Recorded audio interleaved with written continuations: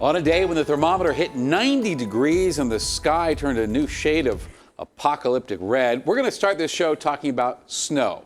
Anywhere else, that would be another sign of how wild 2020 has been. Here in Colorado, though, it just feels like old times. And we're not talking about flurries tonight. The South Metro could see a half a foot. Denver won't be far behind. Chief Meteorologist Mike Nelson leads off our coverage. Hey, Mike. Well, let's start at the top, shall we? 93, the official high in Denver today. Notice Fort Collins and Greeley, though, just in the 70s. That was not the cold front. That was the dense smoke, and you can see it on radar. This is not precipitation. That is the heavy smoke from the Cameron Peak fire. These are the warnings: freeze warnings, snow warnings, fire warnings covering the state of Colorado. The front is coming our way. Look to the north. That's where all the precipitation is. But the cold front itself is moving through right now. The precipitation a few hours behind it. Temperatures taking a big dive now. It's 39 at Casper, 79 in Denver, 99 down at Lamar ahead of that front. And this is what it looked like in Alt today. Looking back at all the smoke from the Cameron Peak fire, very heavy smoke and very poor visibility. That is going to change. We're going to have a huge change in the fire danger across the state as snow and rain come in, and they'll be very, very welcome. But for right now, the skies are very, very smoky. And for more on that, let's go to Liz GELARDI.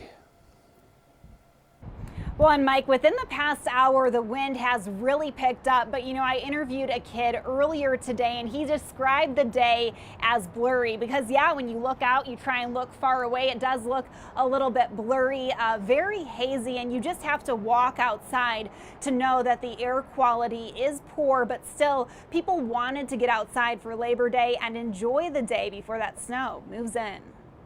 Dark skies glowing red. It's an unsettling sight. It's very apocalyptic. And that's coming from a professor of atmospheric science at CSU. He showed us the ash falling from the sky at his home in Fort Collins. It's a burned leaf. That's some unidentified ash. Another pine needle. Jeff Pierce says when debris is traveling to the Denver metro, it's a sign of the fire's intensity. So it's being wafted up 8 miles up in the atmosphere. And then as it's traveling, those pine needles and ash and whatnot are slowly falling. Here's what it looked like at Horsetooth Reservoir. One viewer says drivers had their headlights on. It was so dark. And we saw more incredible images on the Denver 7 Our Colorado Facebook page.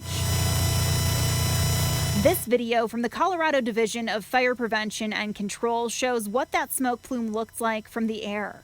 But the smoke didn't deter people who wanted to spend Labor Day outside before the temperature drops. They said older people should stay inside, but I don't think of myself as an older person.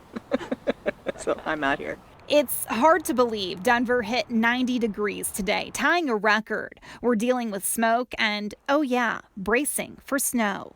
I just got used to the heat, so now that it's just going to get cold again is kind of mind-blowing. So yes, I'm a bit excited for it because I'm a bit sick of the heat, but it's going to be a pretty big change. A pretty big change, definitely an understatement, but the professor we talked to says that the snow will actually help kind of clean the air, and we should get some relief tomorrow, although I do not think I am ready for the snow. Reporting live downtown, Liz GELARDI, Denver 7. Thank you, Liz. And if you haven't already done your pre-snow yard work, now is the time. Many plants won't survive tomorrow unprotected. Blankets, tarps, anything, and cover them for that day and a half. So you just drape it over. And we have to be careful not to damage the plant in the process. With smaller plants, simple as an empty bucket. Cover those plants, and they'll make it through. It's been so hot, you probably don't need to worry about the pipes freezing. It's probably a good idea to shut off the sprinklers, though. The snow coming seems like a good idea to remind you that we always have the radar up and ready to go on the denverchannel.com. You can also watch through our app.